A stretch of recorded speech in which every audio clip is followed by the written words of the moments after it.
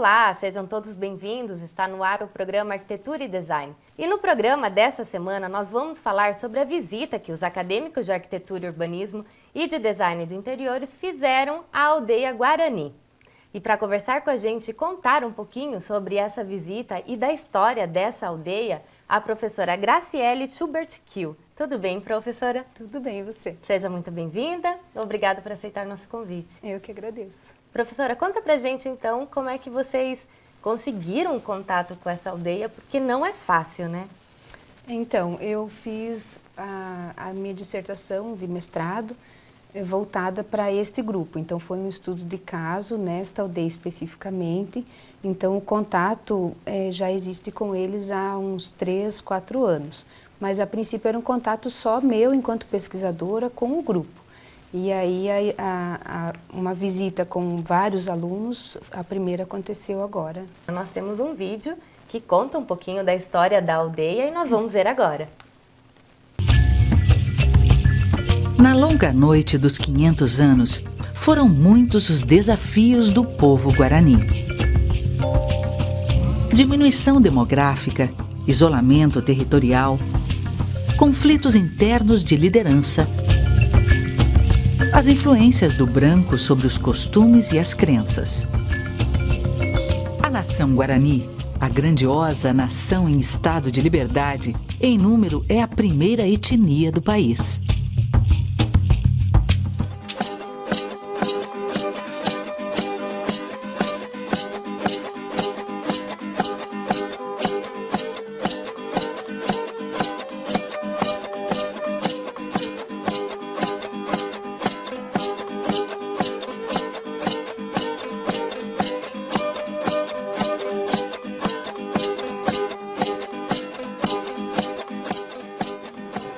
Temerima orequer nyembatu opu ire roje oi kuningue agi orejari quer ore namoi quer agi ajaviro nyembatu roje oyang mapu.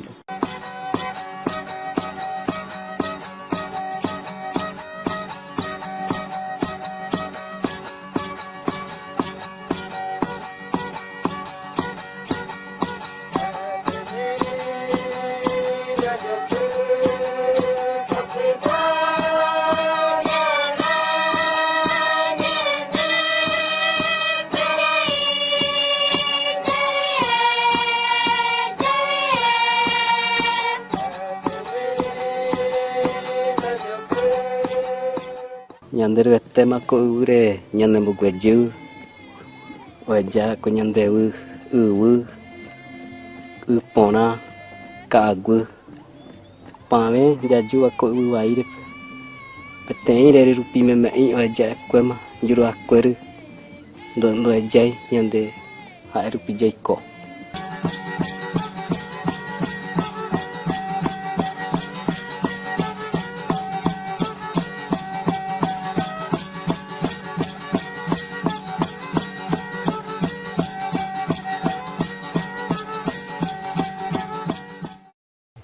Ore Guarani querima rotende que pame ure kwaiwa ugureko ijara haevare ma nyande ore quera karu nyawo rojerure nyanderu me ambarete kuningo ikwere u ahwa samo ikwere u ahwa nyanderu pememe yajirure haewa.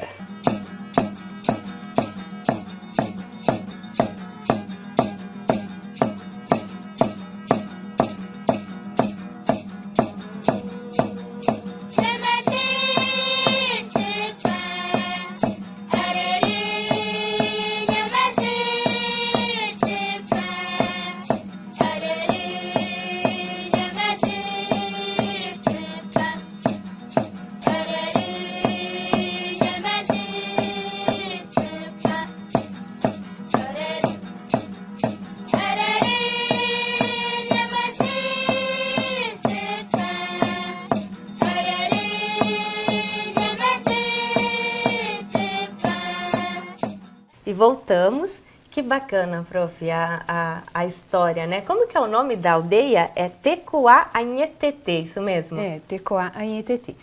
A palavra Tecoá, em Guarani, significa aldeia, é o lugar, é onde eles vivem. Então, Tecoá, para o Guarani, é o local onde ele desenvolve a sua cultura, os seus costumes. Então, isso é o Tecoá, que para nós é aldeia. E a Anhetete é um termo que, segundo ele, significa a terra prometida ou a terra Guarani mesmo. Então, o significado do nome da aldeia é este. Graciele, você fala um pouquinho também do seu currículo. Você não é arquiteta e nem designer. Você é historiadora. Eu fiz a graduação em História na UniOeste e já durante a graduação sempre tive interesse pela história indígena, assim, por ser uma história que é pouco estudada aqui na nossa região. Então, existe aquela ideia de que aqui não morava ninguém até chegarem os primeiros colonizadores. Então, eu sempre quis mostrar um pouco quem habitava essa região antes da chegada das primeiras cidades, das primeiras lavouras agrícolas. Então, sempre tive interesse por isso e aí, no mestrado, acabei focando mesmo o trabalho com os Guaranis. Então, minha graduação é em História. Quando eu fui selecionada para o mestrado na UniOeste em Foz, é um mestrado interdisciplinar, eu já tinha como propósito estudar os Guaranis e aí, no mesmo momento, eu comecei a docência aqui na FAG, no curso de Arquitetura. Então, eu acabei conciliando as duas coisas no mestrado. A questão da história dos Guaranis com a arquitetura. O foco de pesquisa no mestrado foi a arquitetura dos Guaranis na atualidade. É uma disciplina, então, no curso de arquitetura? A disciplina que eu trabalho em arquitetura é História da Arquitetura e História da Arte. E aí, a questão da arquitetura Guarani assim, a ideia em trabalhar isso com os alunos é mostrar para eles através de um exemplo prático, como a arquitetura é produto cultural de qualquer grupo cultural, de qualquer civilização. Então, a ideia em fazer essa atividade de levar os alunos até a aldeia foi justamente para isso, para mostrar para eles o produto cultural desse grupo na atualidade, como eu mostro em sala de aula o produto cultural da civilização egípcia, dos romanos, dos gregos. Então, eu sempre enfatizo para os alunos que a arquitetura é um produto cultural, em qualquer período da história. Como é que foi lá a visita? Da minha parte, superou as expectativas, porque eu fiz uma reunião, estive reunida com os Guaranis alguns dias antes para organizar o roteiro, porque eu tinha um receio de que eu não queria que nada desse errado, porque como eu tenho esse contato já de alguns anos com os Guaranis, e eles sempre foram muito receptivos, então o meu receio era que tudo desse certo agora, para que as portas da aldeia continuassem abertas para a instituição, para a FAG, para os alunos, para os nossos pesquisadores. Então, eu estive com as lideranças Guaranis alguns dias antes da visita, nós combinamos um roteiro e aí o que aconteceu justamente foi o que nós planejamos. Nós visitamos as casas de reza na aldeia. As casas de reza para o Guarani, elas são o ponto principal dentro da aldeia. E a partir da casa de reza que tudo acontece. Então, todas as cerimônias religiosas, o batismo, o casamento... Acho que até as questões políticas deles, né? Tudo é resolvido na casa de reza. Então, eles abrirem a casa de reza para nós, pesquisadores, professores e alunos, foi algo assim que é um diferencial em relação a outras visitas a outros visitantes que eles recebem. Eles têm, assim, é um grupo que é aberto a visitas, mas geralmente na Semana Cultural Indígena, então eles se reúnem na escola da aldeia e fazem as apresentações ali. Dificilmente um grupo de pesquisadores tem acesso à casa de reza deles. E a ideia era que eles apresentassem para nós o coral, que é o canto e a dança, então eles têm um grupo que eles chamam de coral, e fariam essas apresentações, como fizeram, mas como eu comentei antes, na primeira casa de reza, eles não fizeram só uma apresentação para nós, eles fizeram realmente uma cerimônia religiosa, uma cerimônia de reza deles.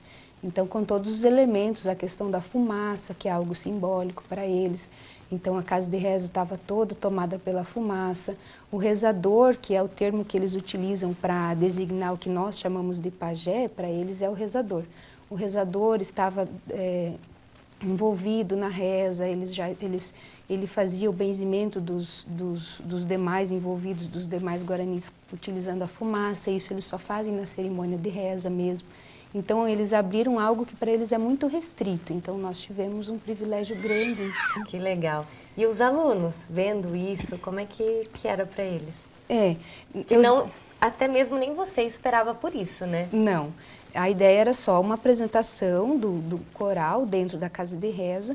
E aí depois eles abriram para perguntas, então os alunos fizeram questionamentos sobre a cultura, sobre os costumes, mas a cerimônia religiosa mesmo não estava prevista. Então foi algo que eles nos surpreenderam com essa apresentação. E os alunos, eu percebia nas aulas posteriores à visita, eles contando para os colegas que não foram, o que eles viram lá, então falando a questão da cerimônia religiosa mesmo que eles presenciaram, a fumaça, a questão do rezador, todo fazendo o processo da reza. Então eles também acredito que ficaram bastante surpreendidos. Com certeza.